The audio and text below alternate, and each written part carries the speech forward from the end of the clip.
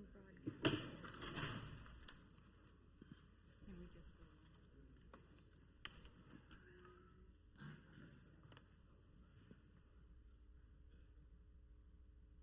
at this. Here's a public comment. Came by email, and the email address is King of Pain DDS. Has to be a dentist. Who wants to go to the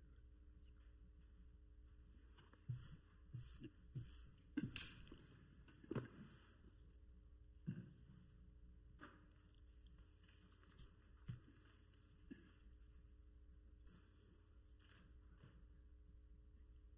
Yeah.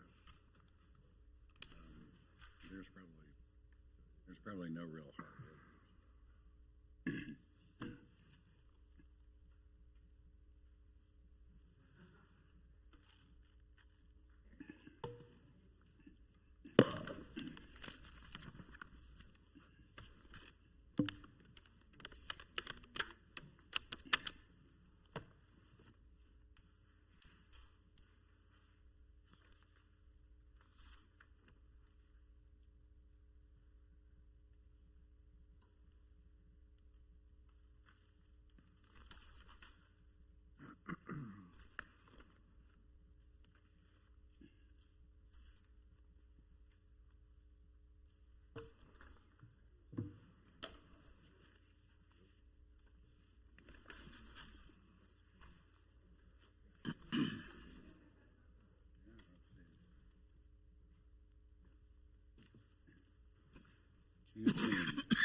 Ladies and gentlemen, I'm calling the meeting to order for the Planning Commission regular session meeting for Tuesday, April 22nd, 2025.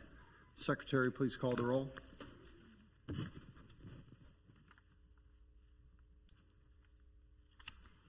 Francie? Here. McGurran? Here. Belzer? Here. Hoyt? Here. Block? Here. Stevens? Here. Carlberg? Here. Fishman? Here. Coleman? Here. We have a quorum. The agenda on in our packet, is there any changes to the agenda for this evening? No changes, Chair. Mr. Chair, Commissioner Black. I move for approval of tonight's agenda. Second. Second, Commissioner Hoyt.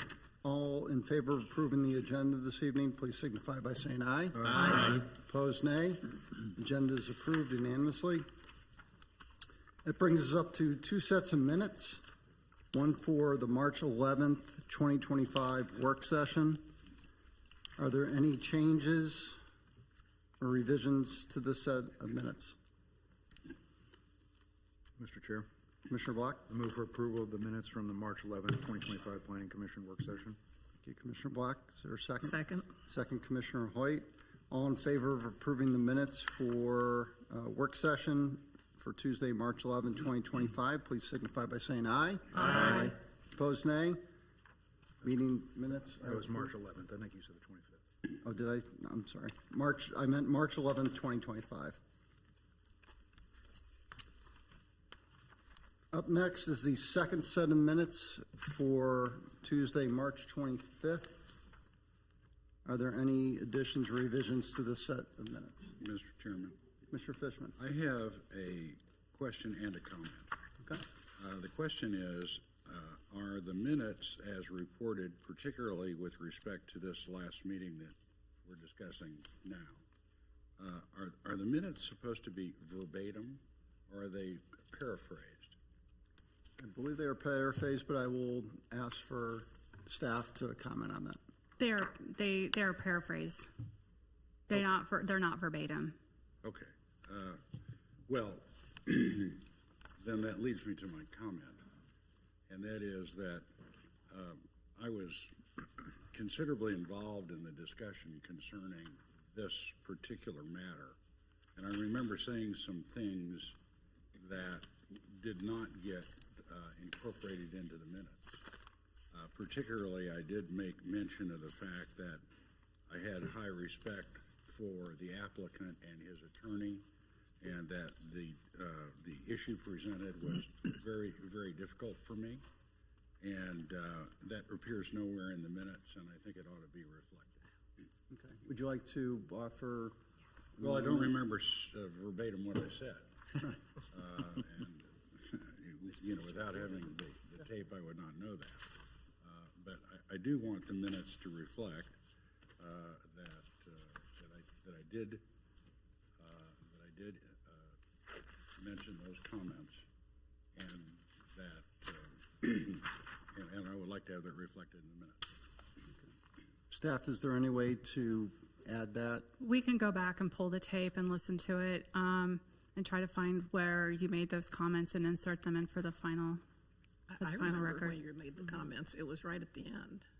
It was, you know, either right before or right after the vote.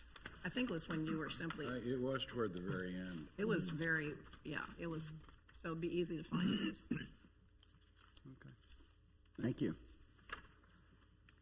Any other comments on the set of minutes for March 25th? Mr. Chair, Commissioner Block. I move for approval of the minutes from the March 25th Planning Commission regular session as amended. Thank you, Commissioner Block. Is there a second? Second.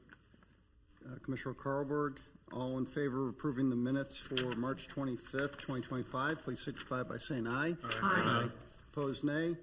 Minutes are unanimously passed.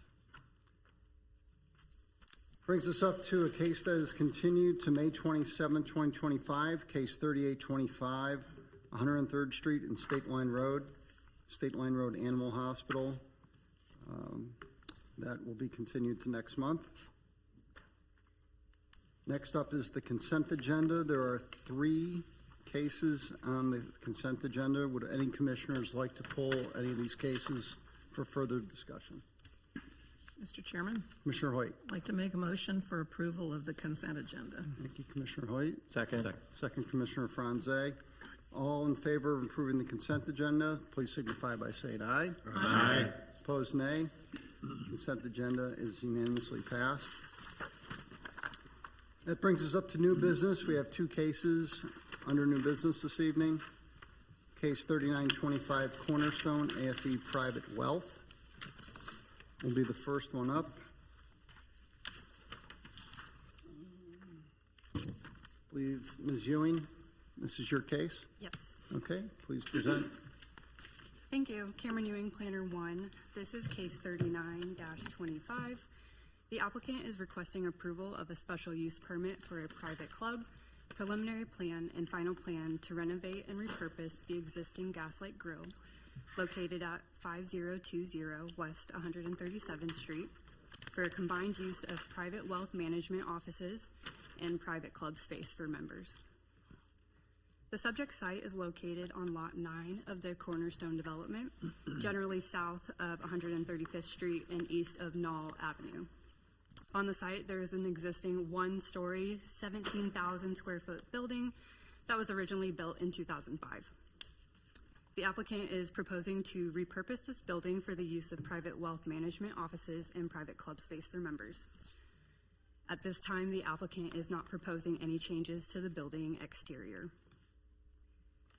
There's an existing internal pedestrian corridor and circular plaza area located to the northwest area of this subject building, as well as an outdoor patio located along the north and west sides of the building that has a 4-foot black aluminum fence along the perimeter. The existing parking and lighting on site would not be affected by this project, nor is any parking or lighting proposed. For landscaping, the applicant is proposing a combination of evergreen shrubs, deciduous shrubs, ornamental grasses, and perennials. And then internal to the building, the applicant is proposing to construct a mezzanine in the existing overhead space for additional office use, which would add approximately 2,000 square feet to the overall building total. The special use permit for this case is being proposed for a 20-year term limit from the date of consideration from the governing body, if approved. An interact meeting was held for this proposed project on March 8th, A summary of that meeting and the sign-in sheet has been included in your packet. And since this application is requesting approval of a special use permit for a private club, staff has reviewed the application with respect to the golden factors. All criteria have been addressed and the analysis of those criteria have been included in your packet. And with that, staff recommends approval of case 3925 with the 12 stipulations listed in the staff report. And I can answer questions. Okay, thank you, Ms. Ewing. Any questions for staff? Commissioner Block. Ms. Ewing, I know one of the stipulations, number 4, is regarding the exterior maintenance. Just in general terms, what are the issues with the building, other than it obviously it's just sat for some time? Yeah. So staff did visit the site and noticed that some of the exterior of the building is starting to deteriorate just from not being open and operable, excuse me. And so the applicant is proposing to come back at a later date to do exterior finishes to the building and bring it into conformance. We just wanted to stipulate it at this time so we have it before it comes back for your consideration. I'm not sure if I understand what you mean at a later time. Isn't this a final plan? So before they get an occupancy permit, or it would coincide with their opening? Before that, I assume? Michelle Crick's planning department. When staff visited the site, staff noticed like some of the base stone has deteriorated. The trash enclosure doors are rusted, and the rust is starting to kind of bubble through the paint. Some of the wood around the windowsill has a little bit of wood rot, and so we just kind of noticed some general exterior maintenance needs to be provided on the building, which actually that's something that we would have done even if staff had noticed it or we had a complaint. If the building was currently operable with the previous tenant in it, we would have kind of gone back and said, yeah, you need to update this building and keep it in compliance with the current plan. All we've stipulated is that they just need to kind of do that general maintenance, address the crumbling stone, address like the wood rot around the windowsill, maybe take a look at the doors into the trash enclosure, just to bring it back to what the original plan was. And if I may, on the timing, will that happen before the new business starts? So yeah, so the stipulation is prior to the issuance of the final certificate of occupancy, which would be done with the building department. There are times where they can get a temporary occupancy permit, and those are done maybe in cases where landscaping's not quite done, but they can still occupy the building safely, meets all the inspections, and they can still occupy the building, but maybe they still need to go back and get landscaping taken care of, and that would be the final occupancy piece of it. Thank you.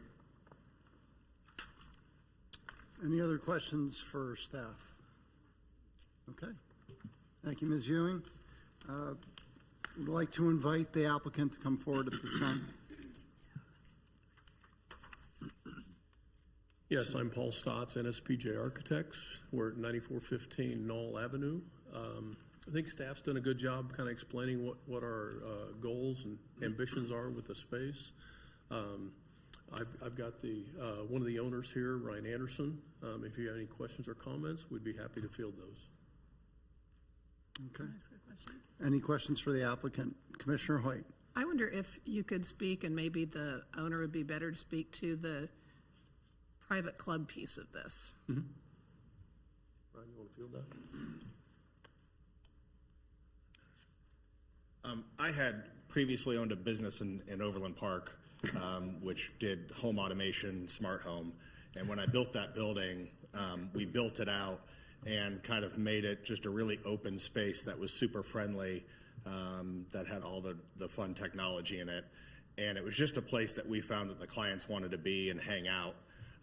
And so this is the same sort of deal where the wealth management company will have some amenities to it, but what we wanted to actually do is make that where you could get a membership to utilize those amenities even if you weren't a client of the wealth management space. And one of the things that I want to do community-wise is I think that out south there seemed to be a lack of, because when it all got developed there weren't a lot of golf courses going in, so that kind of made a lack of country clubs.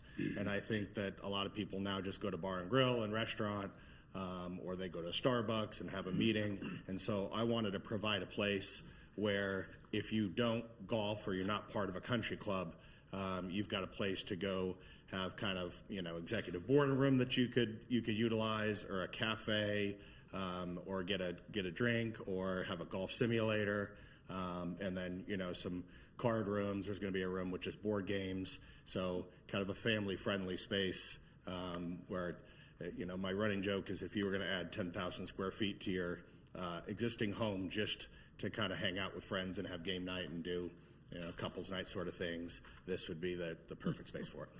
Okay. So, Bill- I'm sorry, Commissioner White, sir, can you just state your name and address for the record? Ryan please? Anderson, 16648 King Street, Overland Park. Okay, so I'm Well, I sorry. was just going to say, so you'll have food service operation in there, food and beverage service? It's got a kitchen. We're going to keep that kitchen open and maintained. I am not wanting to undertake a full restaurant from the beginning.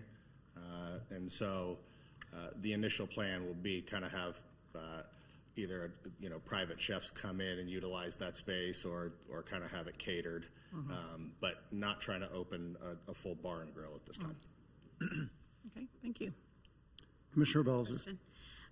Can you talk a little bit about the 24/7 key card access? So does that mean at 3 a.m. I'm awake and I want to call a couple friends and we're going to go over and play some games, that we could do that at 3 a.m.? Yeah, similar to kind of like Lifetime Fitness is open 24/7. So if you wanted to, utilize it whenever you want, if you've got a membership, you would have access to it. So will it then be staffed 24/7? Will not be staffed 24/7. Okay, so that's, a little bit different than Lifetime that has a full-time staff around the clock. To have something open 24/7 without having any staff oversight feels concerning to me. I apologize if I insinuated that it was the same as Lifetime. I was just trying to draw an analogy to it. It would be my office building right now that we office out of, 132nd and Metcalf. Granted, it's Overland Park, it's not Leawood, but I've got a key card. There's a full setup in there where you could have coffee or drinks or whatever. And I don't own that building, but we rent there, and there is space that I can use 24/7 with my key card access. So I'm picturing this more like that, as an extension of kind of the wealth management clientele, not something completely different. Okay. Thank you. Any other questions? Commissioner Fishman. Will the bar be available throughout the evening, even though the facility will not be staffed? The bar would not be available, but you will have a locker, and so if you choose to have something in your locker, you would have access to it. Do you envision, Commissioner White. oh, sorry, do you envision having some sort of beefed up security, I don't know, cameras or something or other? I would just think that from a security standpoint, if you have people coming and going in the middle of the night and, So- they're bringing in their guests who may or may not, could they bring in a guest? So my background is in fact security, and so the security will be top notch. We've done everything from super high profile residences across the country to super high profile locked up business facilities. So yes, facial recognition, key card access, cameras. I'm big on that. Commissioner Carlberg. I mean, one key card can bring in 5 people. If you can get in, and if I was a member and none of these folks were, I could go in and bring the whole commission in, or somebody can come in and bring their whole block in from a neighborhood. Yes, absolutely. A member, it would be against the member agreement to do that.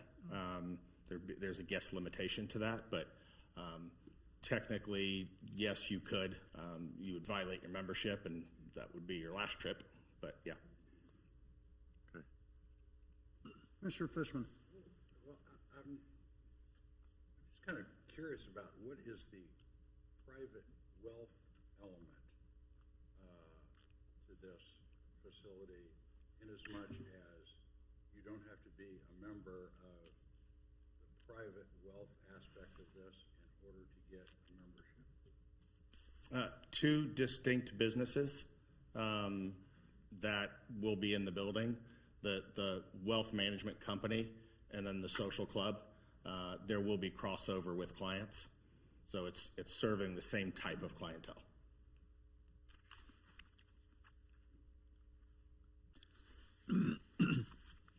Any other questions for the applicant? I just have a couple myself. Are there any other places, you mentioned country clubs, and I understand that country clubs have a set open and closing time. I'm not familiar with any other clubs in the area that have a 24/7 access. Is there anything in the area comparable to this currently? It's not in Leawood, but there's a place called Arrived Outdoors that has a very similar model, 24/7 key card access. Members use it. It is a hunting club, and I think one of the things that we're going for culturally is we want to be more female friendly or more couple friendly. There's plenty of cigars, there's plenty of whiskey places, there's plenty of out south there's Wolf Creek, there's hunting, and I'm not saying that those aren't female friendly, but they don't generally cater to the audience as equal as we're trying to. All right. Thank you. Any other questions? This is Commissioner on Carver. our material here. It's AFE Private Wealth Special Use Permit. Are you AFE Private Wealth, or is that? Yes. Okay. So it's your financial management company? Correct. Okay. Okay. Any other questions for the applicant? Okay. Thank you very much. Appreciate it. All right, this case does require a public hearing. I will open up the public hearing. Is there anyone wishing to speak on this particular case? Mr. Chair, Commissioner Block. seeing none, I move to close the public hearing. Second. Second, Commissioner Carlberg. All in favor of closing the public hearing, please signify by saying aye. Aye. Opposed, nay. Public hearing is closed. Any other comments by the applicant? Okay, thank you. Any comments by the commission? Commissioner Would Hoyt. it be appropriate to ask staff a question at this Sure. point? Okay. Since there's a lot of discussion up here about the 24/7 piece of this, I'm just curious what the staff process was on thinking that through.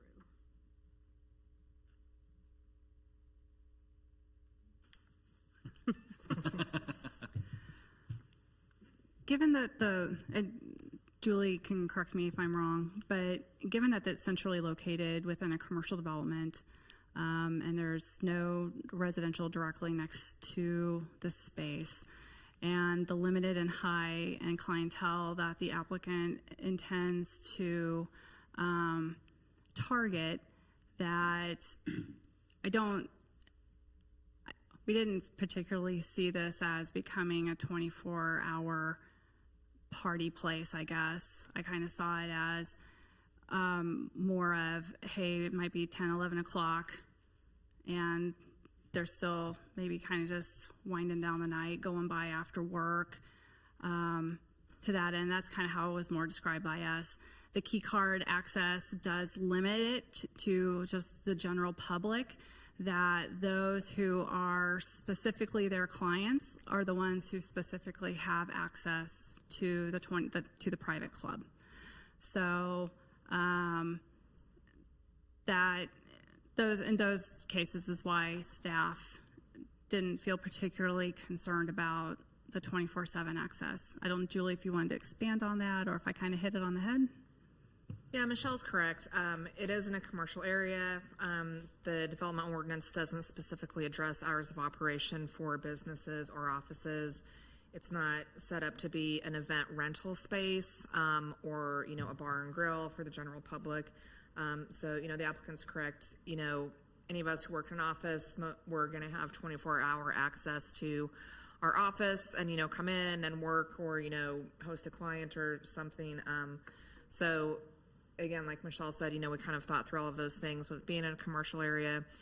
And since the ordinance doesn't specifically address hours of operation, we felt like with the location where it is, it wouldn't be obtrusive to residences or any other businesses that might be operating in the area.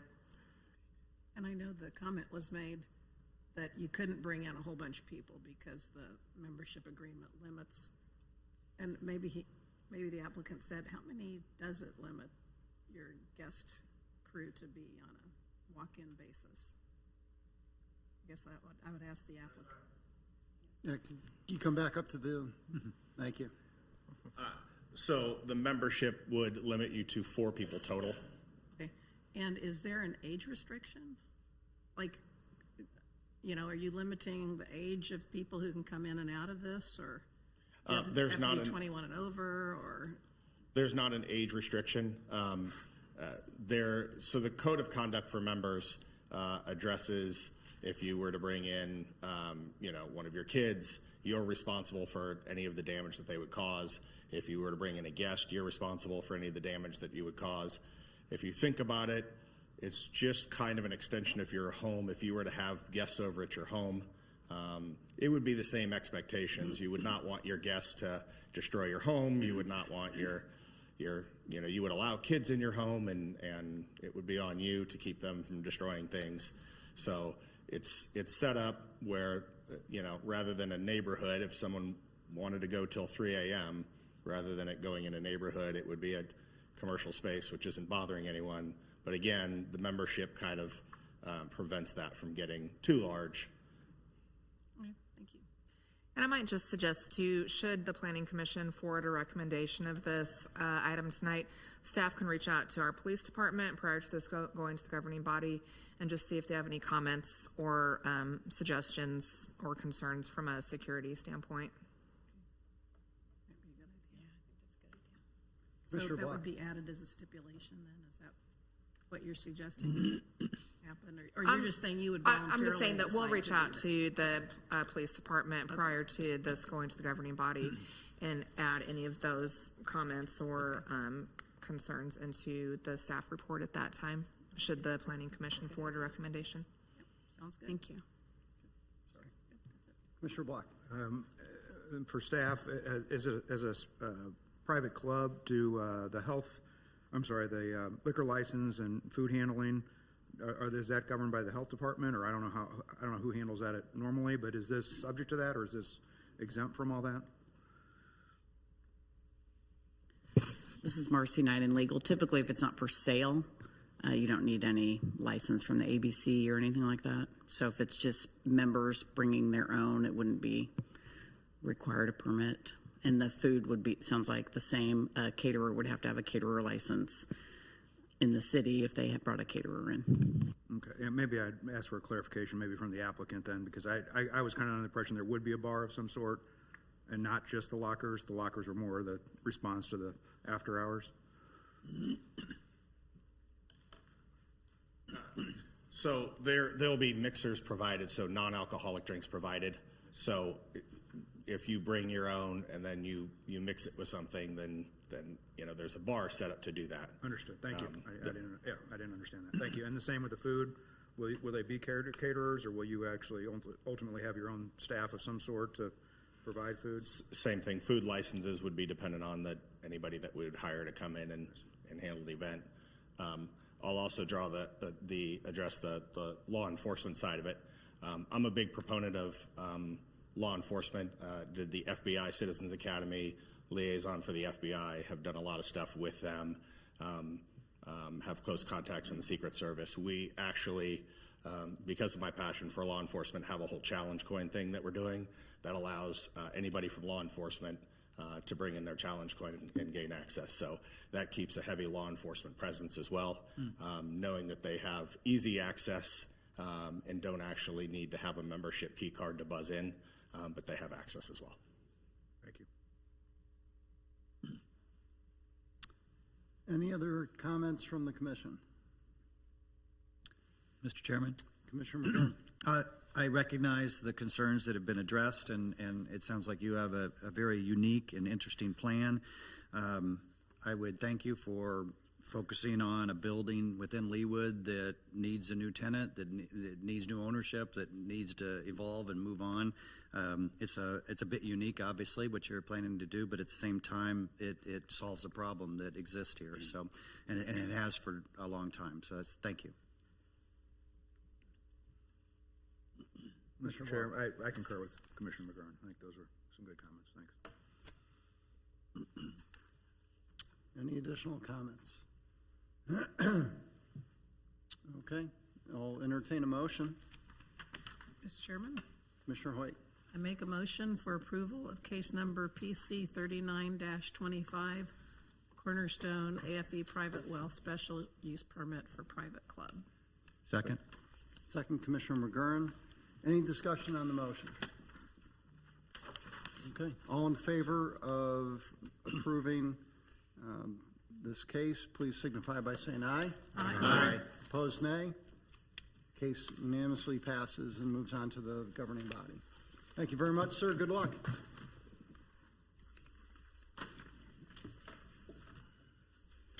It brings us to case 2725, Waterford of Leawood. Request for approval of a rezoning from an RP4 Plan Department Residential District to RP3 Plan Cluster Attached Residential District. Preliminary plan, preliminary plat, final plan, and final plat, located south of 137th Street and west of Mission Road. Ms. Ewing, you have this one as well? Yes. Okay, please proceed. Thank you. Cameron Ewing, Planner 1. This is case 27-25. The applicant is requesting approval of a rezoning from RP4 to RP3, preliminary plan, preliminary plat, final plan, and final plat on approximately 11 acres to allow for the construction of 19 cluster residential buildings for a total of 60 units, resulting in a density of 5.54 dwelling units per acre, or approximately 8,000 square feet per dwelling unit.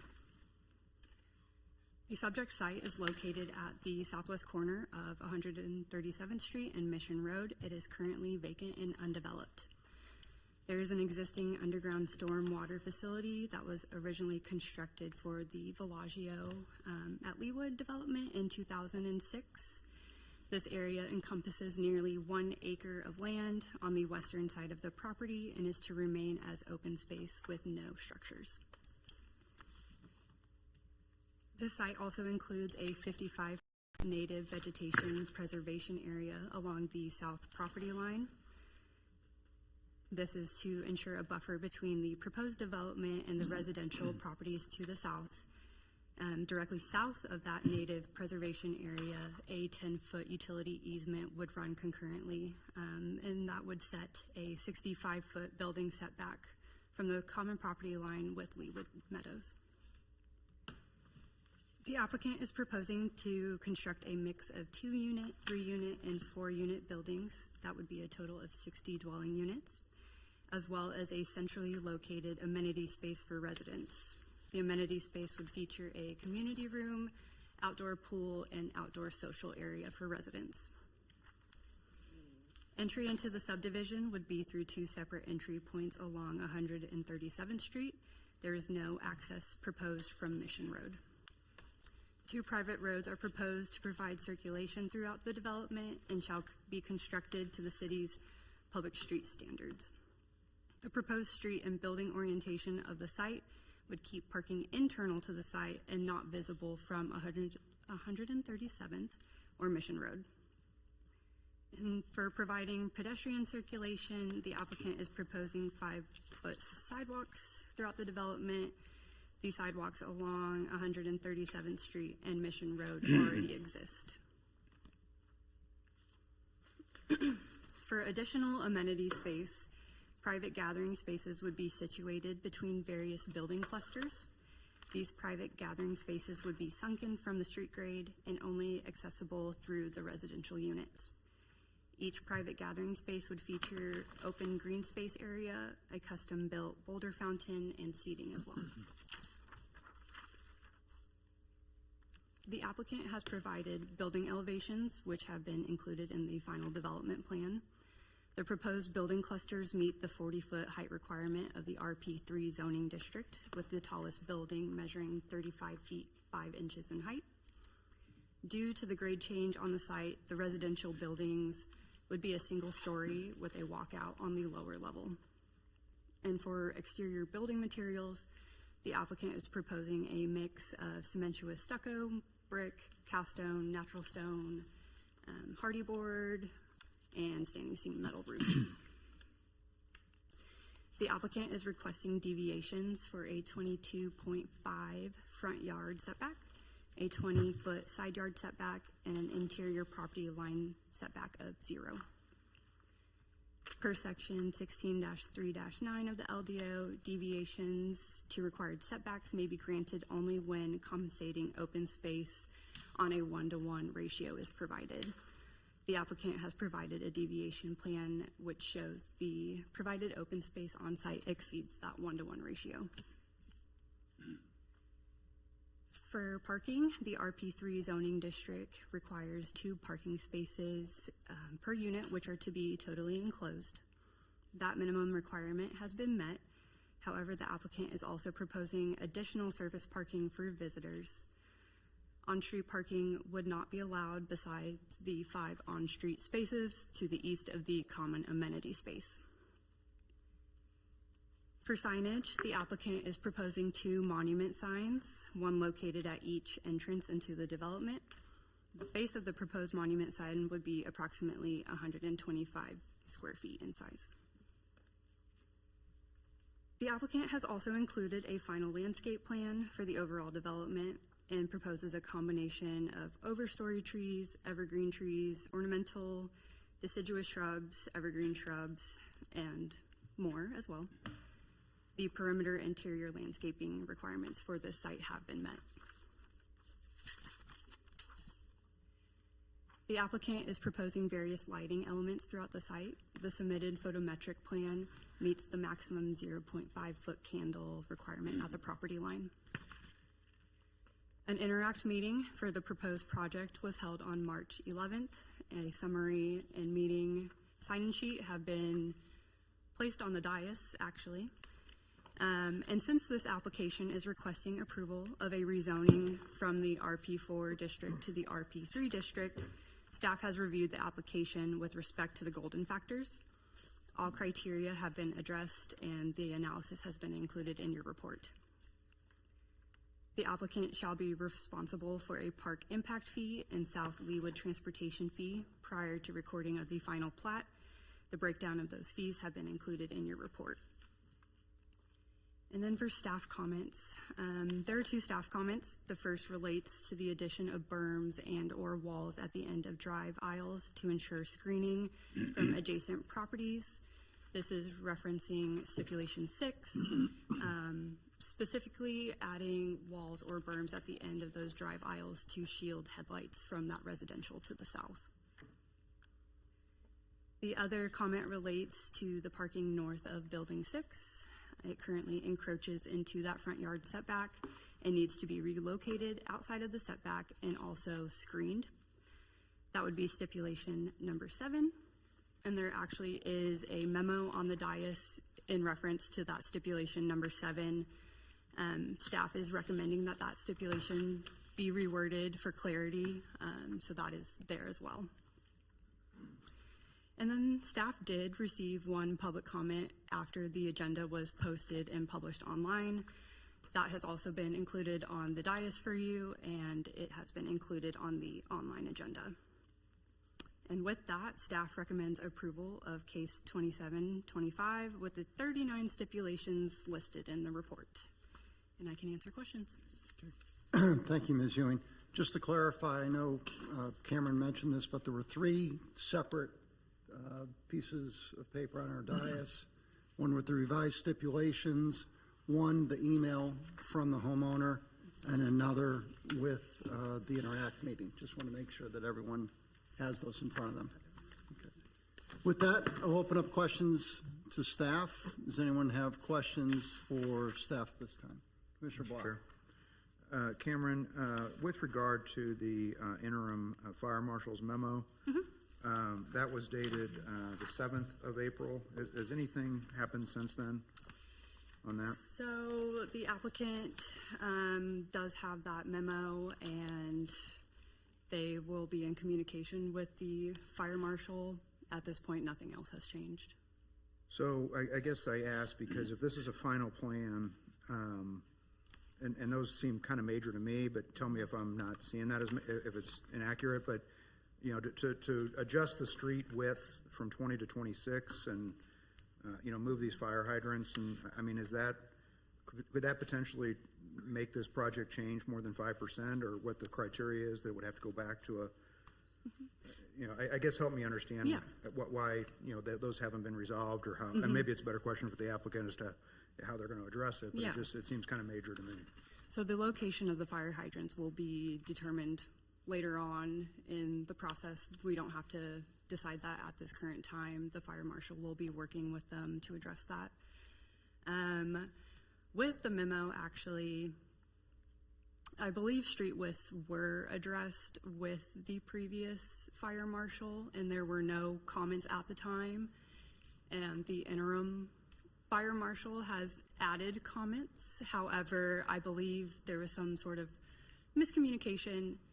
Those have been addressed, but I will go through that memo and ensure that Mr. Kurt is okay with that before governing body. So if I understand what you're saying, you think that the 20-foot width is okay, or okay? And then I think there was a reference to the apparatus that was used for this study provided by the applicant is different than the largest apparatus that the fire department has, or something along those lines. So the specs on that fire apparatus that the applicant provided was slightly different. We did go through that with the fire marshal, and the ones that they were providing were okay. Okay, thank you. Any other questions for staff? Okay, seeing none, excuse me, I'll invite the applicant to come forward. Sir, please state your name and business address for the record. Can I help you? Have you help me load this? My name is Scott Sloggy, Mr. Chairman and members of the Planning Commission. We're the architectural firm on behalf of this project. I'm located at 4600 Madison, Suite 350 in Kansas City, Missouri. After almost a 30-year hiatus, I'm back before this commission again. I'm happy to be here. Other than doing a restaurant we just did in Park Place a year or so ago, I'm just glad to be back. I'll tell you that. Also with me tonight are Mr. Doug Hoffman, who is the managing partner for the ownership group, and he may come up here and have some comments, as well as Sean Bryant, who is our civil engineer, who can answer any questions with respect to the engineering. This project has been through a combination of using a number of different participants in this development. We have both the architectural engineering team, landscape architect, are members of our real estate community to help us with properly developing a project that will be appealing to the residents of Leawood, and of course the ownership group. And so this has been a culmination of all those influences along the way. I want to start out by sharing with you probably three aspects of this project that are important and how it informed us on this design. One of which, of course, is the site plan, and I think that was mentioned by Cameron, the orientation of some of the buildings that were there that were important to the neighbors. Secondly, of course, is our inspiration, what we sought for inspiration to develop these homes, and also it'll culminate in showing you some engineering, some renderings, and a trailer at the very end that brings the whole thing together for you to view. To start out, I wanted to, first of all, talk about the site plan. Cameron, I don't seem to be able to advance this.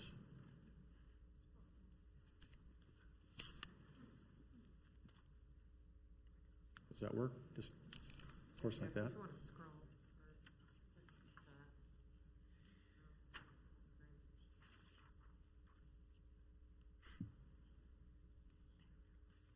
We can start with that. I can just scroll down, if that's okay. Oh, great. Thank you. Thanks for doing it. So the overall site plan, it's important to note there were important aspects. Mr. Hoffman had worked with the neighbors to the south for a good 3 to 4 years to make sure that we were doing something that was going to be akin to their view looking to the north. And so you notice here we have a tree conservation easement that's going to be in place in perpetuity. And so we work with them to make sure that the existing tree line would be forever. Now, we may have to do some cleanup along the way, but the idea is to have that as an opaque screen between both our development and the neighbors to the south. Very, very important.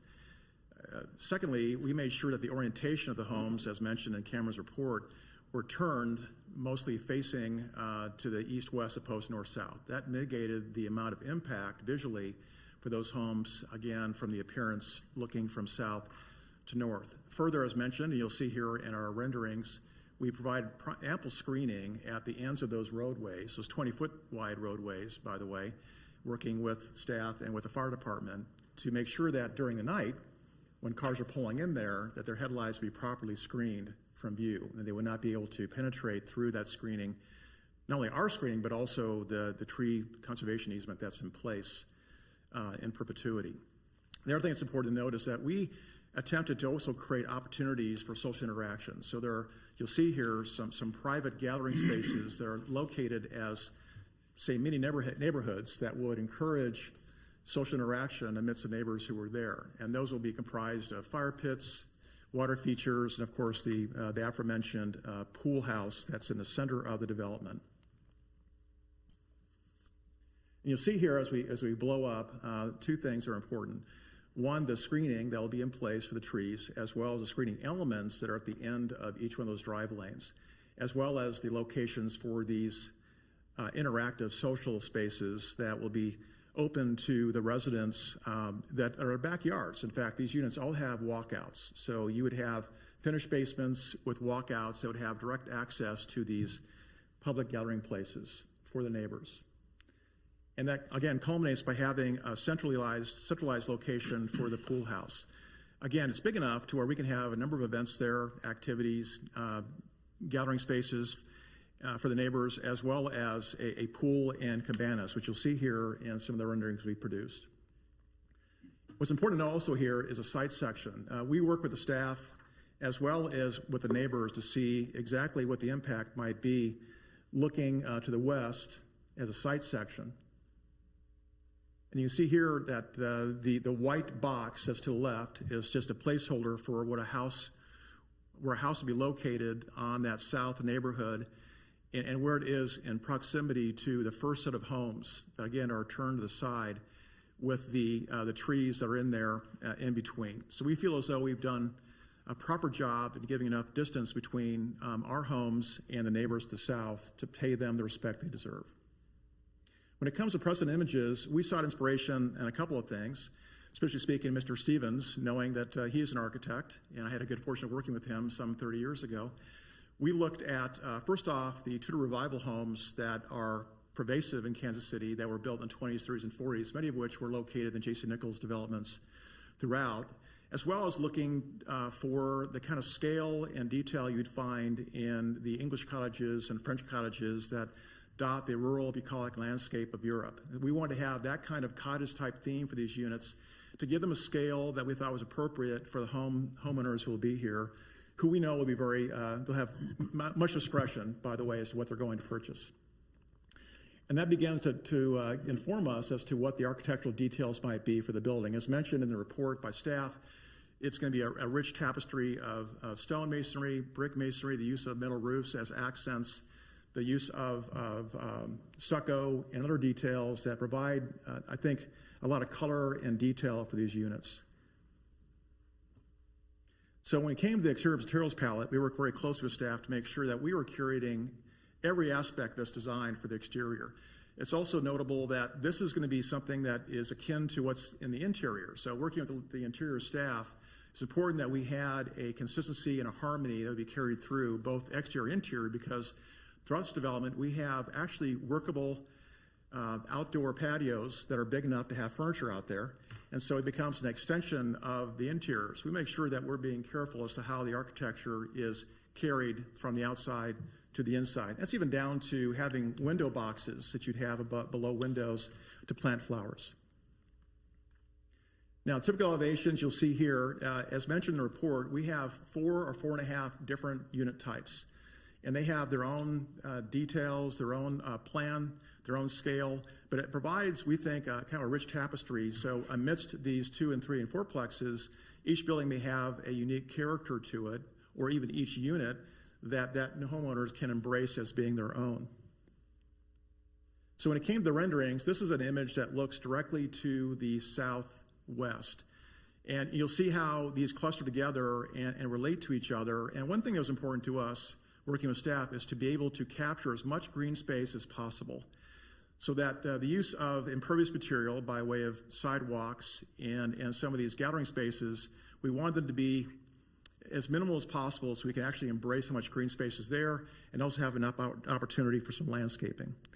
And you'll see how that works even with this image here. As mentioned, we tried to reduce the number of, I'm going to call it public parking spaces. There are 4 parking spaces, there are parallel parking spaces in close proximity to the pool house. And then when you see this peel here that's in the southeast corner, the drive is extra wide so that we can have additional parking there if there's an event, say, at the pool house, without having the more traditional 90-degree parking spaces you'll see with our developments.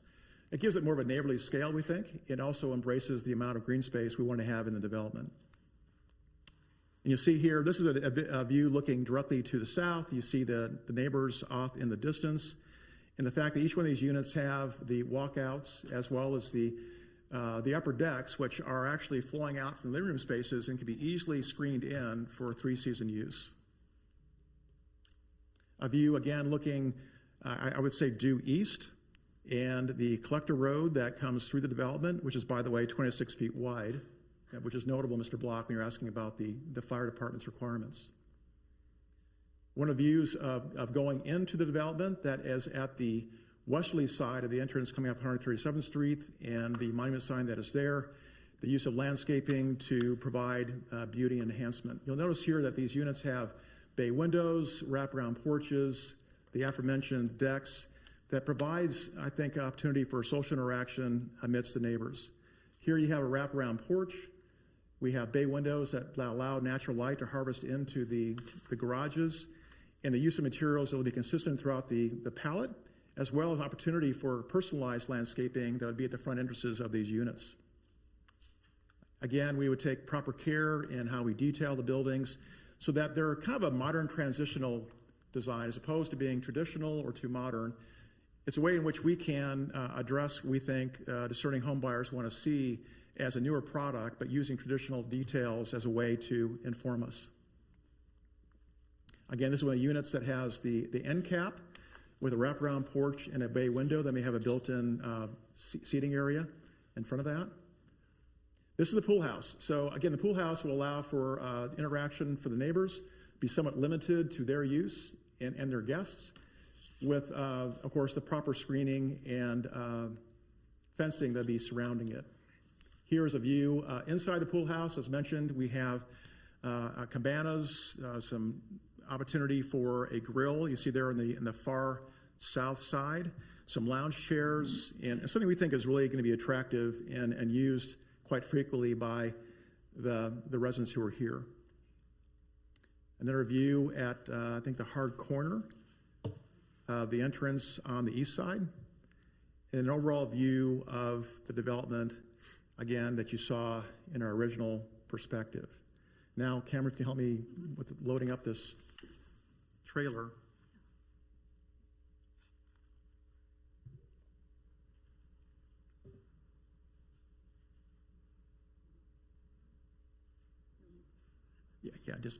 So here's a trailer that kind of brings everything together and gives you an overall view of the development. Again, notice the tree line as we're coming from the south and wrapping around to the north,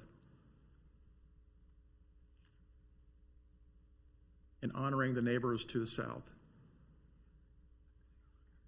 There was no music. I was asked if there was music. I thought, well, I'm not going to sing for you, so this is all we have for now.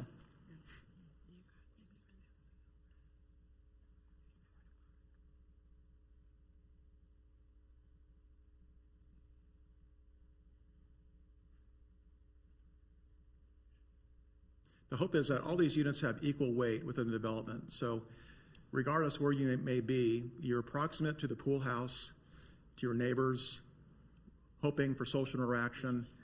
I'm sure a lot of these folks might be lock and leave candidates. It's all maintenance provided. There's going to be an HOA through the entire development. There will be some personalized space if you want to have your own planter box, your own little plot to landscape, to plant flowers. But as we've been working closely with staff, the buildings are what they are in the exterior. Inside, the interior design folks have created 4 different styles that you can select on the interior. Everything from a rustic to a transitional to a modern to a traditional. So even though the exterior we want to fix and make sure it's appropriate, on the interior the neighbors have complete freedom to personalize their spaces as they deem fit. Again, the aforementioned outdoor covered front porches.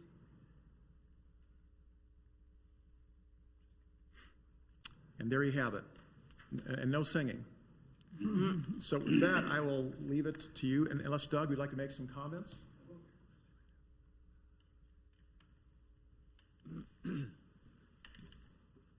Doug Hoffman, 14602 Floyd Street, Overland Park, Kansas. You know, 20 years ago, I started studying seniors and some of the health challenges, and I came up with a crazy idea that isolation was a top 5 health risk. It stated it, and I think 5 years ago, COVID proved us wrong, and it's not just seniors. And Johnson County has a horrible habit of going in your garage door, shutting it, going back to your privacy, escaping the backyard, and not knowing any of your neighbors. And so that isolation exists in our houses, and I'm guilty of it. I just met my neighbor, lived there for 2 years, only because my son backed into his daughter's car. It's a heck of a way to meet your neighbor after 2 years, right? So I tasked Scott, and I think they did a great job. Sorry. So I tasked Scott with creating something that, as Mark Klein said, is walkable, was the main thing. We wanted to bring some value in, put some affordable, I call them starter homes, you know, barely under $1 million in Leawood, but some things that we can move some new families in maybe. But the main thing is that it created organic opportunities to meet your neighbors, something that would draw them together, draw them out. And I think if you look through this, we've done that. And I know we were looking at the piece to the southeast of us and to the northeast of us. And Mark Klein, I took in a deal, and he said, man, I really like what you were doing on the Waterford. I like the walkability. I like the organic community you're creating. You know, sit on your front porch. I remember my grandparents, they knew everybody. They sat on the front porch. And it's just, these are real usable front porches, not just a decor. And so, like I said, I think that Sloggy's team's done a great job, and I think it'll be a great fit. We love the neighbors. We love the neighborhood. And I think this is kind of exactly what everybody inevitably wanted to see there, not a senior living facility. So with that, if you guys have, I'll just stay up here, 'cause I'm sure you have questions. Any questions for the applicant? Commissioner Hoyt. Is this any connection at all to the Waterford subdivision of homes that's to the north? No, ma'am. And so there's no issue with duplication of names? Not in our search, no. Confusion, no legal issues? Nobody's got that locked down on that? Interesting. Any other questions for the applicant? Commissioner McGurn. Either the architect or yourself. Could you bring back up the shot that shows the tree easement and the buildings close to it? I'd just like to ask a couple of footage questions. Sure. Thank you. Which view did you want, Commissioner McGurn? So the one that shows the back line with the tree easement all the way across the back. Where it was kind of a 3D. It was right there. That might have been it. Right there you go. Yep. Okay, so, and I know it might vary to some extent, but how wide is the tree easement from the Leawood Meadows development to the Waterford development? About 55 feet, give or take, as it goes in. There's a preservation of 55 feet. Okay, and then approximately how far is it from the trees to the back of any of these homes? It really varies, sir. The trees that are there, a lot of those fall within our site, some of which fall within the neighbor site. Okay. So they kind of move back and forth. The setback we have is 65 feet to the property line. The property line is straddled by those trees, though, so it's hard for us to tell you exactly what those dimensions are. What do you think would be typical? or average? Probably 20, 25 feet, because there are many trees that are in our property that Okay. we're going to maintain. Okay, very good. And everything is a reverse story and a half? Yes. Well, with the There- exception no, of. there's exception of four. two, Well, two buildings. two quads. If you look at this development, and I wish I had a cursor to point to where they are. You see my cursor? Yes. Those are two quads right there. And that's just by virtue of the fact that we had to work with the grades surrounding them. So in lieu of going down, which would have affected our neighbors, we went up. But those are story and a half. But again, we were cognizant of what our height restrictions were to make sure we're working with the fire department on their requirements. Excellent. When I looked at the pictures earlier, the driveways looked kind of short to me.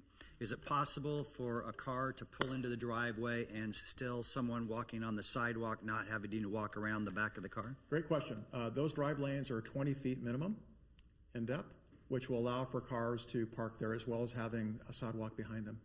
Great. So your car wouldn't be, in a sense, right up against the garage and kind of close to the end of the driveway. They would not, and that's why we did that in lieu of having public parking. We thought if you're coming to visit someone who lives there, you could park in their driveway. Terrific.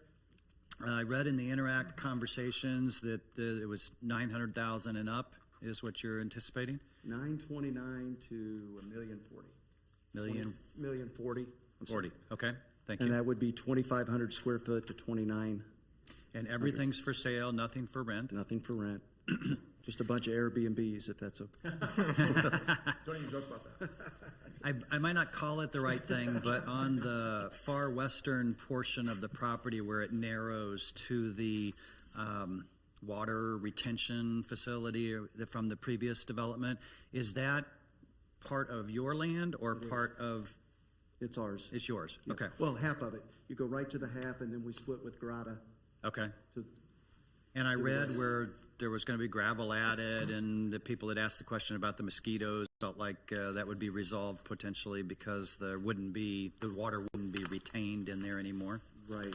Well, and even to the point of the email that we received from a neighbor, I'm not sure if she was at the meeting. I don't know her. But we are we're not removing a detention. I'm spending $2 million to put a detention in, and we showed in the Interact meeting that that'll actually, right now, they get 100% of the runoff. We'd absorb about 96%. So we're going to control that. And as far as density, I was in here 3.5 years ago and got 130 units approved in the preliminary for a senior living. So, 60 in our study with our traffic is actually, we're eliminating that. We're eliminating trips. Yeah, we accepted a step down from an RP4 to an RP3 to reduce the density. And with an 80 max on this, we didn't even max out the 80 allowed. We went to 60. So we feel like I've sat in the back neighbors' yards, and I know why they love it. Right. And the only thing I can do outside of just never doing anything on it, I think, is this. And we did. We really listened. They had some great ideas. And, I think we built some friendships and some neighbors. And so we feel really good about this. It looks excellent, and it obviously, from my perspective, it fits in there nicely. It might. I'm thrilled that it's not taller. That it's basically in most cases it's a reverse story and a half, and nothing more than that. I think that's great. The tree easement is obviously appropriate. I think it's smart not to come in off of Mission Road. Maybe that wasn't allowed anyway, but I think that's brilliant not to do that. So I appreciate what you've done, and I thank you. Additional questions for the applicant, Commissioner Block. Mr. Chairman. I think you might have mentioned this. I think you said there were 4 choices on the design of the exterior. I think the guidelines were good, and I appreciated kind of the commentary in there and trying to match the area or the community. But I guess I'm just not, I wasn't completely sure if I understood you or what I read was, so there seems like there are a lot of choices, and the renderings you've shown here, will they look different than what we're seeing here because they've got 4 choices, or they can mix and match materials on the exterior more than 4 ways? Or the 4 choices are primarily for the interior fit out. Oh. The exterior, we have 4 different types, actually 4.5 different types. And those informed us on changing the architecture to reflect those. So for example, in this elevation here, you're seeing on the lower level a duplex. And those duplexes are along Mission Road. So they have a different look and scale than, say, other buildings do. Above that, you have a triplex where you have a wraparound porch on one side, a regular porch on the other end cap, and in the middle, you have this stone facade that allows you to bring folks in on that porch. So through the exploration of having different types, floor types, we came up with different architecture for each one of those. Now, some of these are interchangeable. Some may have a brick facade, some may have a stone facade.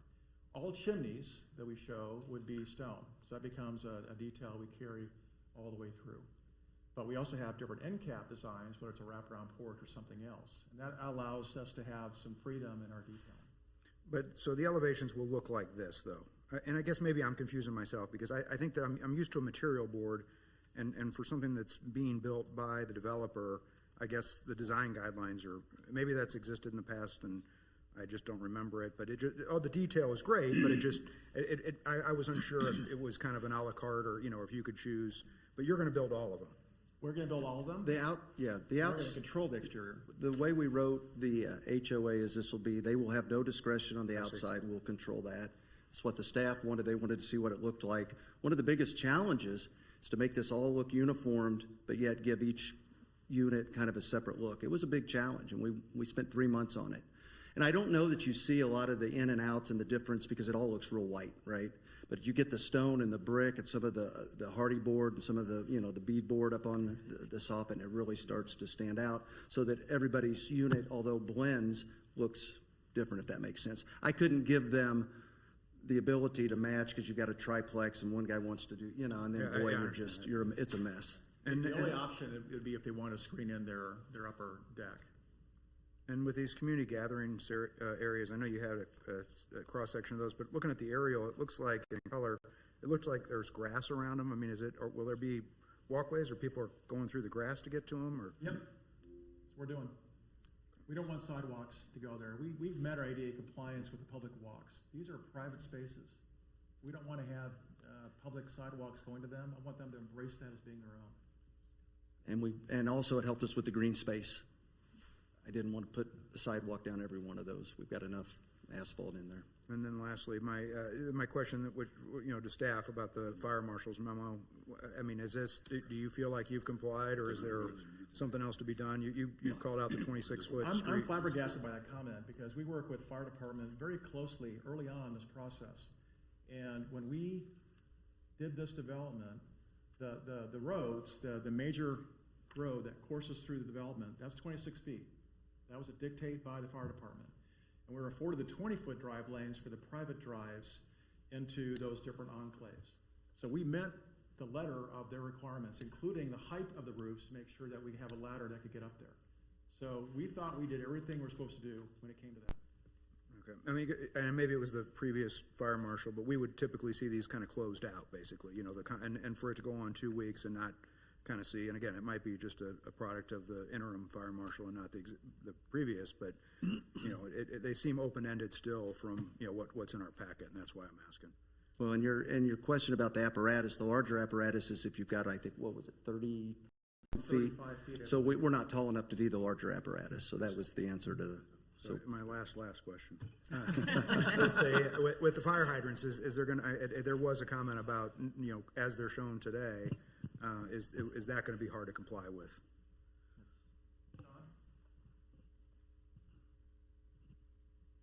Hello, I'm Sean Bryan with Land Plan Engineering, 1310 Walker Rousset. Basically, Water One does the design of the water, and they work with the fire department to get those spacings and the flows that they need. So right now, because of the way it's set up, we can't submit to Water One yet, because they have an affidavit that you have to have comments back from Johnson County Wastewater. And so once we get that, we'll submit to Water One, and then they'll work with the fire department to sort all that out. Well, at least how I read it from memory is that they're at the end of the streets, and that's a problem from the fire department perspective, regardless of Water One, right? I mean, so can they be moved somewhere where the fire department can access them better? The fire hydrants? Yes. Yes. Yeah, and that Water One will have a say in that too. So. Yeah. Thank you. Commissioner Carlberg. Couple questions. I share Commissioner Block's items on the fire. If it was something that was a process issue now, why isn't it approved here, and I'd have a hard time voting for something where it's all the, don't worry, it will come, on the fire issue. On the tree easement, who takes care of that? Who's got the conservation duties on that?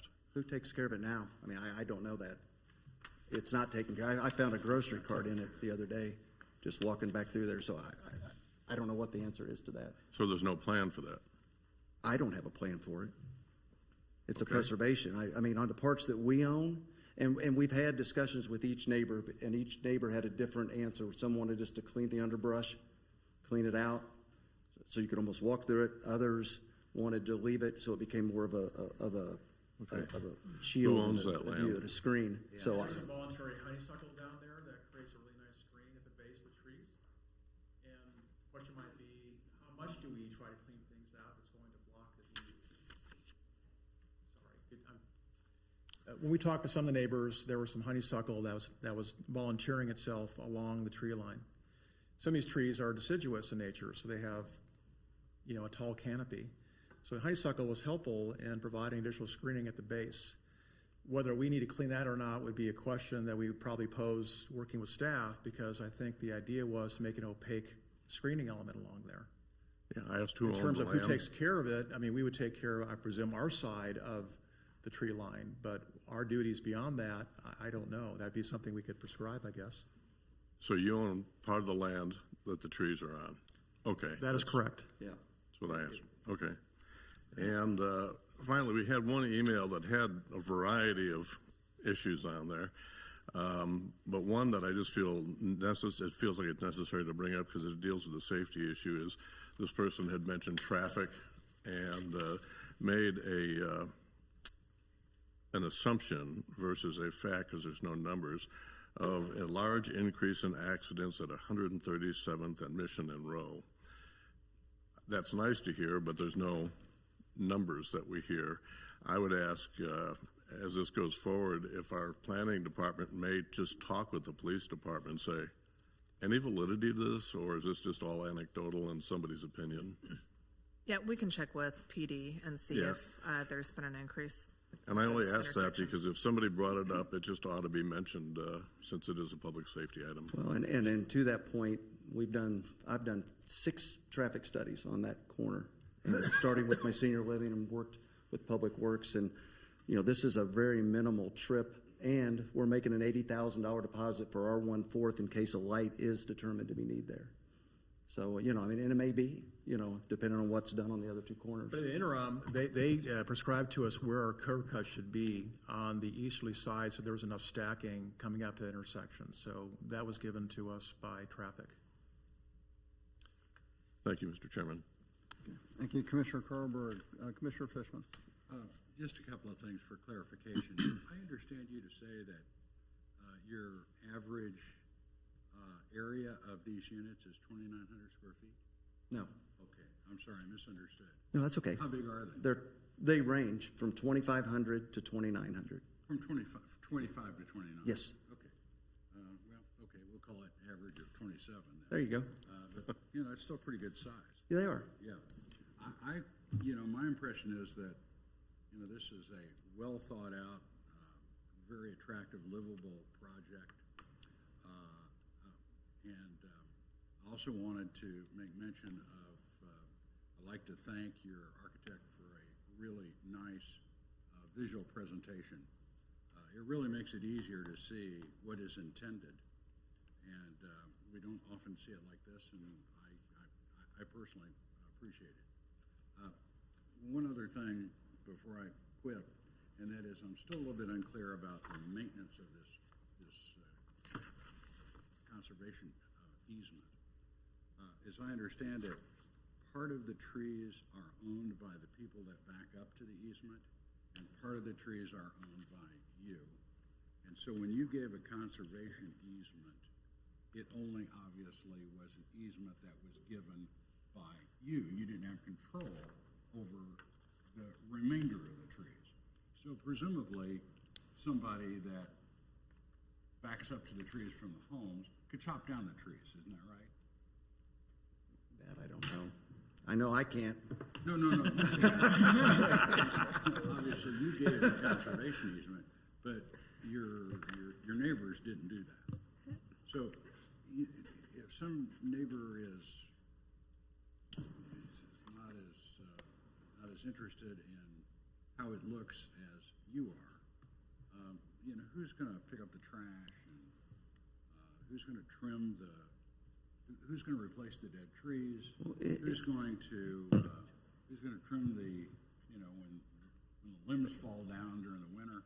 Who's going to take care of that? Anybody, or is it just? Well, and the HOA, the way it's written, everything from the outside wall is the responsibility of the HOA, which is a little different than just a maintenance provided. And so I think if that's where you live and that's your HOA, now I can only control it for so long. But the way it's written, and we could even put that language, that's probably not bad language to interject into our HOA, that tree line will be kept to look good. But, people are paying $1 million for these. You would hope that when they go at the HOA meeting, what does it cost to clean that 4 times a year? Well, I would think they'd be very much interested. I would think they would be very, there we go, we have an answer. Thanks for You sitting down. have no control, or the HOA has no control over the trees that are not on your ground. Agreed. Brian Scoville, city engineer, having dealt with some issues similar to this and tree preservation easements, I would anticipate the city building and codes department would hold the property owner responsible for the tree line of the trees located on their property. To your point, it sounds like the 55-foot easement is located on this improvement project and does not extend outside of their property line, covering trees on other properties. So the 55-foot easement is on this property, and it would be the city's expectation that it is maintained by the property owner. And in this case, sounds like the homeowners association. Right. Thank you very much. That's helpful. I appreciate it. Commissioner Stevens. Yes, thanks. I see as part of the application, you have a phasing plan. Yes. And they're all labeled phase 1. Maybe that's right, but can you describe the phasing? It looks like multiple phases. Yeah, red is 1, if that's right, purple is 2, and green is 3. It's just a mislabel. Okay. So along Mission is the we'll final work clockwise. Yeah. And the pool house will go in first. Daryl Rodrock taught me that 30 years ago. You put the pool in first, right? Okay. Yeah, gotcha. Thank you. Commissioner Carver. One thing, I'm not going to beat the easement thing. I had been on an HOA that had multi-unit dwellings like this. Absolute clarity and communications of where that line exactly is will pay you huge dividends in the future, because you can just see the handwriting on the wall. Okay, no, thank you. Pay for what it's worth. And do I need to thank you for not singing? Is that, Commissioner Belzer. Do any of these units have their own green space access? Like if you're a pet owner and you want to open your door and let your dog out and not walk your dog, is that? Same question my wife asked me. It's a big thing for me. No, it is. And as far as a fence, no. But what we've got is some really great walk-up opportunities. I've got, for a couple $1,000s, we can actually make that walkout a walk where you can put a dog door. You can fence in, you can fence in your walk-up, and that can create a space for your dog to go in and out and use the restroom. It's pretty neat. Okay, I'm sorry, your walk-up as in your front or? Out of your basement, I'm sorry. If you go out in your basement. Or walk out. We build a nice patio, and sometimes it's a walkout, which you could fence in, or because that patio is still your space, so you could fence in your patio. Or if it's a walk-up and it's got a retaining wall, you could create just a gate at your walk-up stairs, and then your dog could stay down there, use the restroom, go out, and then put a dog door. Okay. But that's a great question. That's worried me too. It is. Really, that's a deal breaker. It is. No, it would be for probably half of our potential clients. Right, for sure. Or more. Commissioner Franze. So will you all be back to do another plat that would plat the individual building units? Okay, so we're going to see this again, and at that point, will there be other? As-builts, yeah. Okay. Yep. Yeah, it's actually done as a condo survey. And so basically each individual unit or building will have its own legal that will go be registered to the Registers of Deeds, and that's how it'll be submitted. Okay, perfect, thank you. Commissioner Block. This is his last. Yeah, I'm trying. Yeah, Mr. Hoffman, I know We charge it before the hour. So just be you've been good. involved in this property, I know, for a long time, but you are, presenting a preliminary and a final at the same time. Yep. But then I think I saw in the Interact that you didn't think you'd start construction for 20 months. Was that accurate, or did I misread that? That was inaccurate. 20 months to complete. 20 months to I misread complete, that. yeah. Yeah, I've put 3 kids through college since I got involved with this land. So I guess then the question is, when do you plan on, marketing, assuming approval and all that? What is A the timeline, and the whole building process will be driven by sales. The realtor will chase us out of there. We hope to break ground, depending on how this goes, in next month, permitting in June, maybe get a land disturbance in July. Like start going vertical in October, late, maybe November, with 6 months to build our models, and maybe the first 10. And we'll probably phase it to where, even in the first phase, we'll have 8 or 9 ready to move in, 8 or 9 under roof, some foundation, and we'll just, let the marketing team drive us out of there. So that's your phase, and you kind of sell that kind of Plat or that area, and then you kind of move, once Yeah, that one's right. committed, you go to the next one? Once we get with probably 6 or 7 left here, we'll go ahead and start the site work and the retainage, and then we'll just move on around. Okay, thank you. Yep. I have one other. Commissioner Belzer. I just wanted to ask a follow-up to the follow-up on the Interact about visitors parking. That's something that concerns me, that it says that there's no parking on the street. So if you're let's say I'm having a housewarming party, and I'm going to have more than 2 extra cars that are going to fit in my driveway, where are all of these people going to park?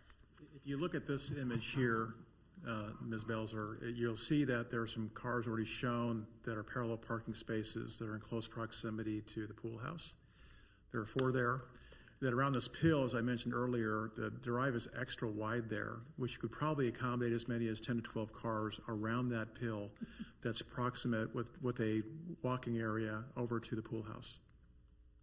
Okay, so I understand the proximity to the pool house, but if I'm living in one of these on that far side and I'm having a large gathering at my house, where are my guests going to park? Is there parking allowed along the streets?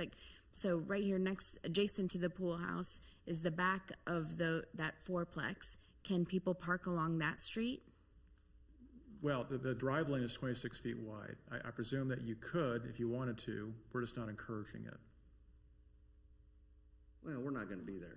I don't really understand That's that. not true. Yes is the answer. We cannot park along the street on the little legs that come down. That was per the fire department. But if you look at the end, there's end caps. There's 2 parking spots additional in each one. When they originally brought it to me, they had parking everywhere. It looked like an apartment complex. I said, I don't want parking everywhere. I don't want it to look like an apartment complex. I'm not doing a build to rent. You guys don't want to build to rent. These are $1 million homes. And so, you're asking a good question. Go to Meadowbrook. They sold out. You got back alleys. So the answer is you can park along the 26-foot main street, and then they can walk down your leg. There's also 2 parking spots at the end of each one of the little legs that come off the main road. Did I answer that all right? Yeah, thank you. Yeah, I appreciate sorry, that. I wasn't trying to be short with you. If you look at these site plans, there you you've got go. Those cars at the very end. Those are 2 parking spaces available to that cluster. Spaces there as well as the driveways. And that's where you'll see the screening comments, because we don't want headlights going into the neighbors. Right, but okay, so where this white car is pulling in and going down the street, can people park along Yes. those edges there, all the way? Yes. The fire department contacted me and said, make sure you put it, and we did, in the HOAs that they cannot, though, park along the street on the 20-foot, because that wouldn't allow them to get back in there. But notice that unit to the far west, there's that parking space that's a little location to the north of that. So that one has 2 parking spaces there as well as 2 parking spaces at the end of that drive lane. So we try to be clever with having enough parking spaces available to them without having your traditional parking on the street. Done? Yep. Commissioner McGurn. So in the photograph that's up right now, on the far right, in between those last two buildings, there's a white car that's parked in what I think you're saying is the two spots at the end of each one of these rows, right? Yes, sir. Is that going to be striped that way, you know, like making it kind of clear that people could park there all the time? And is that a deterrent with people who want to buy any of those end units, that somebody else's car from up the street is parked in front of their house? Certainly sign it as visitor parking, if that's what you're suggesting, and I think it's a good suggestion. To market or not market? The market. Right. Parking's rough. Like I said, my son backed out of our driveway right into the, I mean, it is. It's just, you know, and because they've got two cars, but their kids play basketball in their driveway. And so that she doesn't park there, she parks where my son backed into her. Last question. So a person that has one of these units that I think is on the far south side of the property, and there's two cars parked in those two spots that you've marked, person backing out of the driveway could hit the back of either of those cars? Or is it? If my son's driving, yes. Or is it quite a distance from the driveway? It looks close. It looks like that car lines up almost to the back, to the edge of the driveway line. Probably about 25, 30 feet. Could you navigate with a three-point turn? Certainly you could. I think that's true for any parking lot you're parking into. Yeah, but normally you don't have cars parked right in front of your house. Well, once again, I'm not going to go back to this again. This will be my last time to do this. But my son there was a 9-foot car. We're on a 26-foot street. I back out there all the time without hitting it. He didn't, but I'm just saying. Exactly. But you got to be careful, right? I mean, That's if you're not a good driver, you might have trouble. But I think, you know, that's true. Your Like normal $1 million sometimes people homeowner park will right handle behind it. your driveway on your street. People Really? do that all the time. Wow. I come home and I got parking on both sides, and I was wondering if I can get through the middle. Yeah, but that's Overland Park. They don't know what they're doing. Let's make a comment. Commissioner Hoyt. Just a comment on that, and that is that I know people who live in streets that are laid out exactly like this. In fact, I know them very well. I spent a lot of time visiting them. Those are actually often seen as the best units, the ones down at the end by that extra little area, because number one, you're at the end of the street, and number two, you've got close access to that when your friends come over. Right. So, I mean, I think that you would find that that is not a deterrent to people wanting to live No, that's in the close unit proximity to that. I can see that. want right Yep. there. Commissioner Fishman. I know you answered Commissioner Belzer's question, but bear with me, it got by me. Where this white car is on this map, is that a parked car? Can you park there or not? Commissioner Fishman, can you speak into the microphone so it can pick up your comment? Thank you, sir. Yeah. That car's driving I'm through. concerned about, I think I've heard two different things about whether or not you can park on the main drive, parallel park on the main drive. For example, where that white car is shown just on the left side of the street, is that a parked car, or is that a car? That's just showing scale, sir. Okay.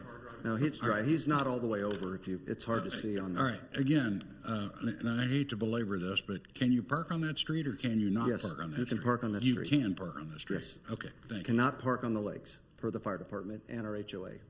We've got to put no parking signs on those legs. I'm sorry again. You can park. You cannot park on the legs. I'm calling the legs the little offshoots. Right where the all right. where the house is. That goes between the buildings. Right. That's a leg. That's a leg. Okay. Thank you. And that will be marked. You'll You mark can make that. a name. I don't know. Leg. That's a good arm. You're going to mark those as no parking? We then? have to. Okay, Yep. perfect. Any other questions for the applicant? Very lively tonight, guys. This is fun. I just had one question for you. The 60 units, in terms of the breakdown between duplexes and triplexes, how are those broken down? Gosh, it's in the report. I don't have that at my disposal. There's 19 buildings. God, Yeah, I don't remember. I've got it. I've got I the didn't know number. that. I've got the number. There you go. Mr. Chair, there are 4 2 units, 8 3 units, and 7 4 units. Okay. Thank you.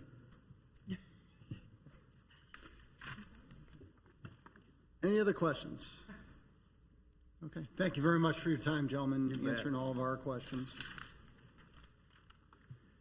This case does require a public hearing. With that, I will open up the public hearing. Is there anyone that would like to be heard on this particular case? Please come forward. Yes, ma'am. Just for your record, for our record, please state your name and address, and you'll get 4 minutes per person. Thank you. My name is Jane Ross, 4004 West 137th Terrace. That's in Leawood Meadows. We border the property. We are on the south end of the property along that tree easement. I'm sure that your faces have changed, your names have changed, so has the City Council since 2003 when we first started talking about this property. We've been up in front of you many times, maybe not you specifically, but I have certainly been here. I feel like it's a little Groundhog Day for me. So we've had developers that we worked with over the time. Most notable has been Bellagio, and that was back in 2003, 2004. They were antagonistic and not very amiable to work with for the neighbors, and they were the ones that got this rezoned to RP4.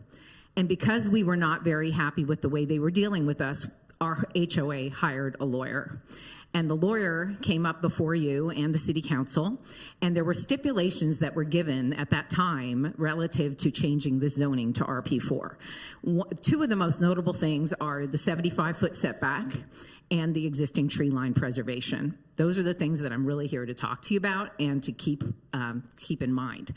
So we're looking for a rezoning here, and when we rezone, I'm really asking you that you stick with those same stipulations, that there isn't a contingency that this rezoning takes place. Because as much as we appreciate how much Doug has been transparent with us, Mr. Hoffman, who comes before you tonight, we really appreciate his transparency and his willing to work with us and his being proactive and coming by the house and showing us his iterations of his plans. We really appreciate all of that.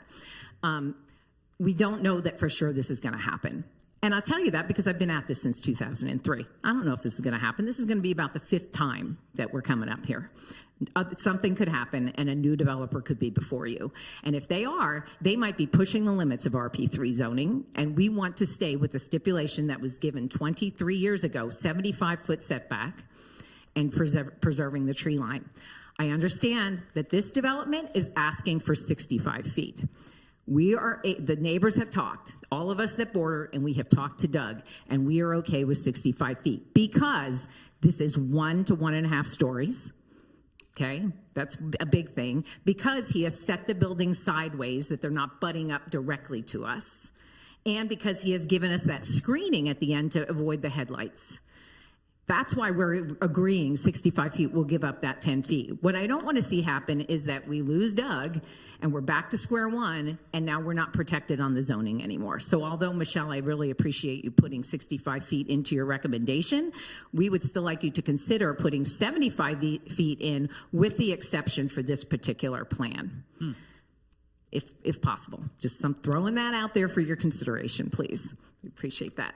So one other thing I do want to just, like I said, we appreciate Doug's transparency. We appreciate the way that he's worked with the neighbors. I often call him the devil we know. He's a developer, so nobody wants anything back there, but we're living in reality here. There is one thing I think it was mentioned briefly.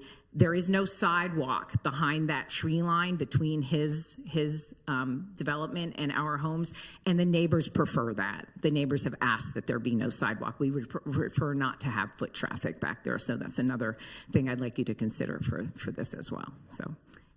That's all I have for tonight. Thank you for hearing me. Thank you very much. Is there anyone else that would like to be heard on this case in our audience tonight? Mr. Chair. Commissioner Block. Seeing none, I move for closure of the public hearing. Second. Second, Commissioner McGurn. All in favor of closing the public hearing, please signify by saying aye. Aye. Against, nay. Public hearing is closed. I'll invite the applicant up again if they would like to make any other comments or rebuttals. Okay, thank you very much. That brings us up to discussion. Would anyone on the commission like to discuss? Commissioner McGurn. I'd like to follow up with the neighbor's comment about the 65 versus 75 feet and ask the question whether we're open-minded to what she is suggesting. Basically, providing that we keep from 2003 on what it said initially was agreed to, and yet make an exception for this developer. How we might feel about that. I would feel good about it. I would too. As a matter of fact, because I think that kind of threads the needle, you know, and we have some protection because we do all know that sometimes developments don't happen and they lapse, and I don't think this is going to happen in this case. In fact, I think that this is an extraordinarily attractive model, and, you know, I'm sure the developer has studied this and knows through, you know, a lot more extensive than the anecdotes I have, but this seems to be the very kind of thing that's selling great in a variety of different places with demographics just like Leawood, basically. So, Commissioner Fishman. Well, I may be looking at this simplistically, but it looks to me like this is a question that would take care of itself, because this 65-foot setback would be applicable to this particular plan.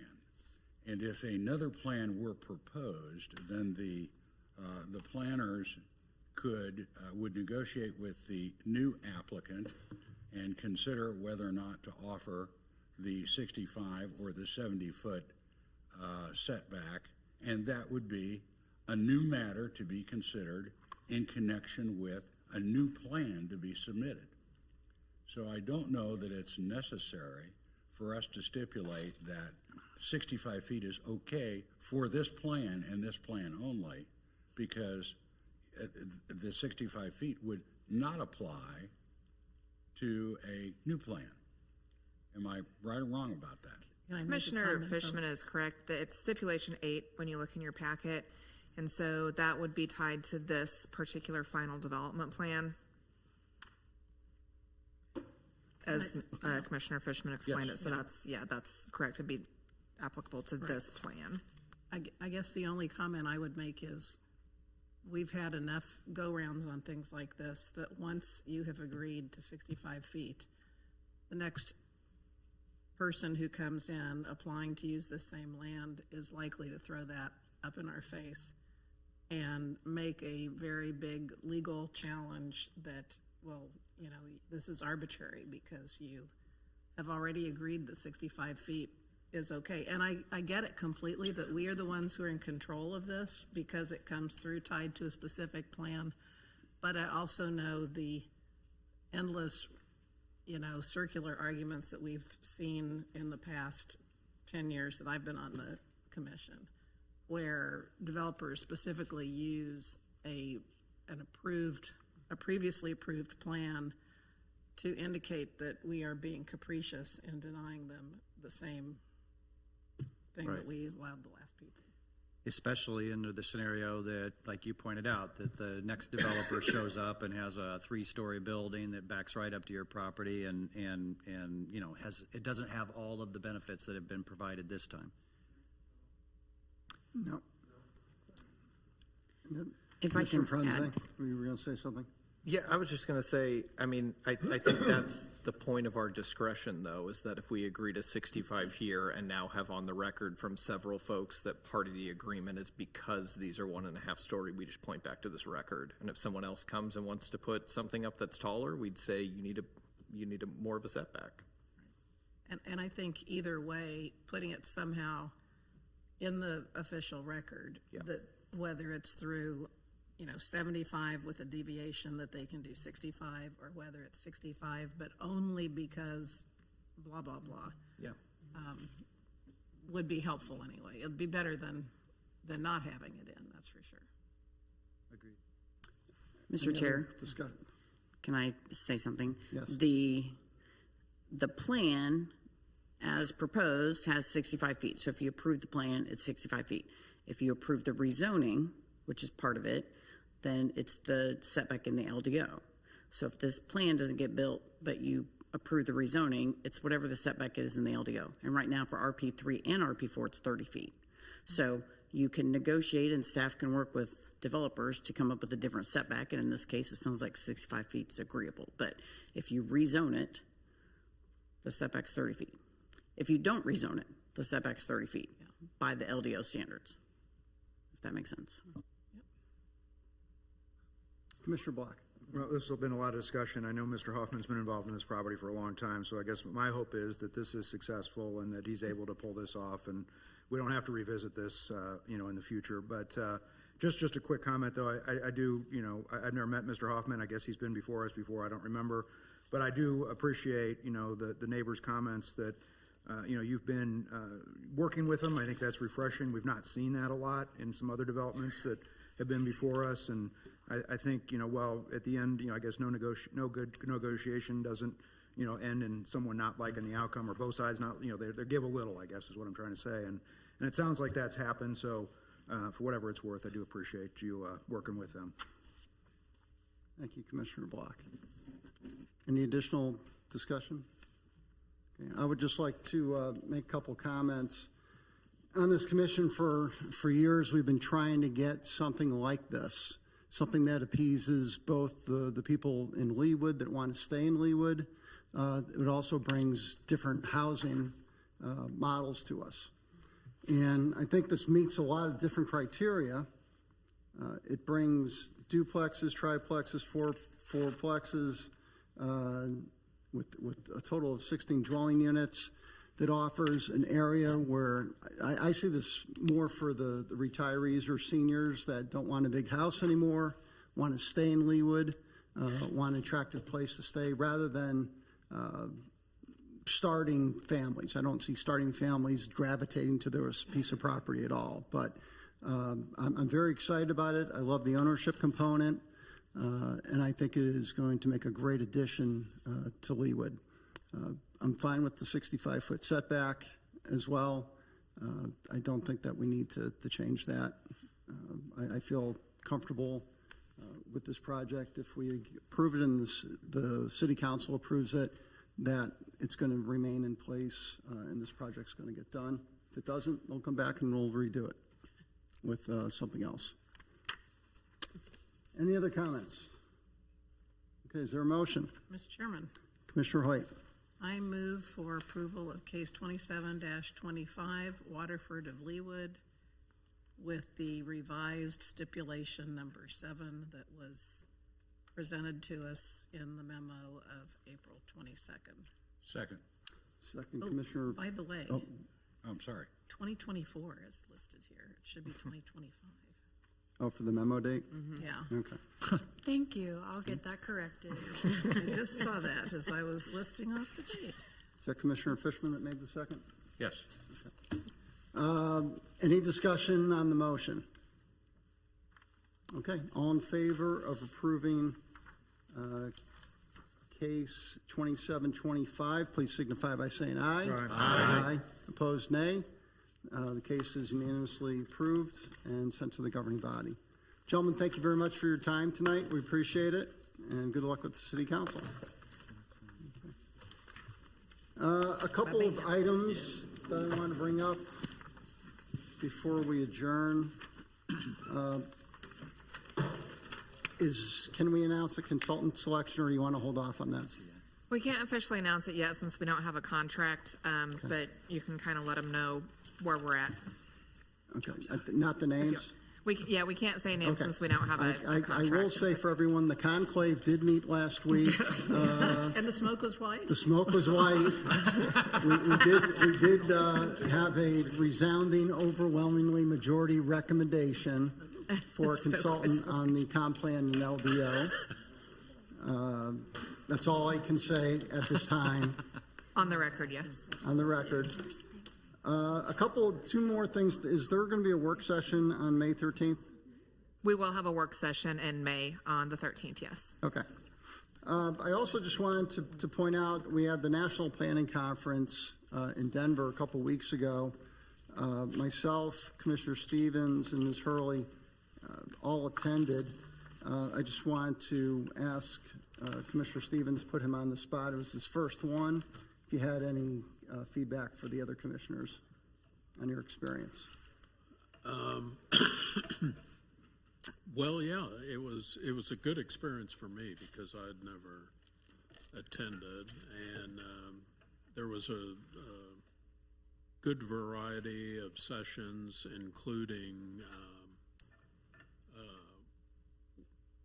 forget what you call them, but remote sessions, mobile sessions, I guess, and I thought it was really interesting. Again, a good variety, and I enjoyed especially some of the mobile tours.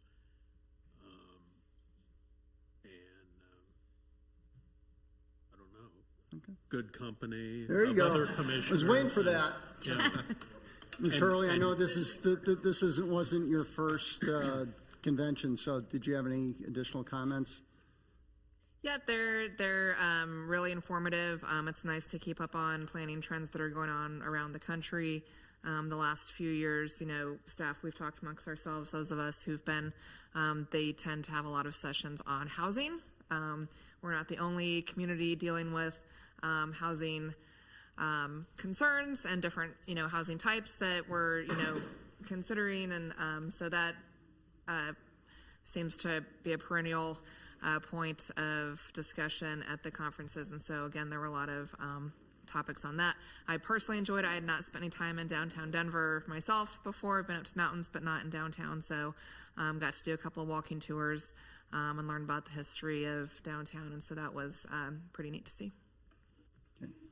I just want to make a comment about it. Number one, we ran into former planner Ricky Sanchez in the hallways of the convention center. If you've ever been in the Colorado Convention Center, it is gigantic. I mean, we got our steps in big time. By one day, about 8 a.m., I think. Yeah. One day I looked at my phone, I did over 20,000 steps in one day, just from the mobile workshops and going. I mean, the hotel was right next door, but still, there was just so much walking. We also ran to former Commissioner Kip Strauss, who was there with the Overland Park contingent, and got to meet a few of them. There was a Kansas reception that they had one night that everyone from Kansas was there, and got to meet some of the Overland Park people. Doug mentioned the mobile tours, which were fascinating. I went on every year. Every time I go to this, I do an orientation tour where they take you on a 3-hour bus ride around the city and basically see everything. You see the bad, the good, what's in progress, and it's fascinating to see that from my standpoint. There was an actual comp plan overview session of a city of White Plains, New York, that had just completed their comp plan, and they went through the entire project from beginning to end and what they did. So that was interesting from our vantage point. One of the mobile tours I also took was Westminster, Colorado, which is outside of Denver, and they had a mall that went under, and they redeveloped the entire mall area. It was fascinating to show what they did. It was like a blank slate, a palette where they could take and do a lot of different things. And they actually added a rapid transit stop there too, which wasn't there before. And it's still a work in progress. They had the apartments going. They had one retailer stay, and that was JCPenney. Everyone else left. From a local standpoint, the city of Edgerton did a seminar as well on their intermodal and all the growth from that. So they had the city manager and everyone there. That was fascinating as well. And then finally, my favorite one was the missing middle housing, which was done. It was someone from Dallas and one of the consultants, I can't remember where, but they showed all the different kinds of housing. They would show this house, and you'd swear it was a single-family house, and the guy tricked everyone, goes, no, it's a fourplex. Just looks like a single-family house. It's just fascinating, the different varieties that you can get with developers. Instead of, we see duplexes all the time and that sort of thing, but it was interesting to see what you can do with the right developers and the imagination. You can really create some different things. So that was fascinating. So anyways, that's it. We will see everyone on May 13th for a work session. Anyone have anything else they want to bring up?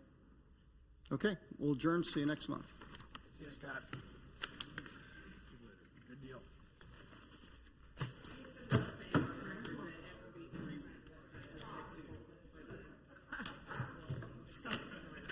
I'm sorry, who?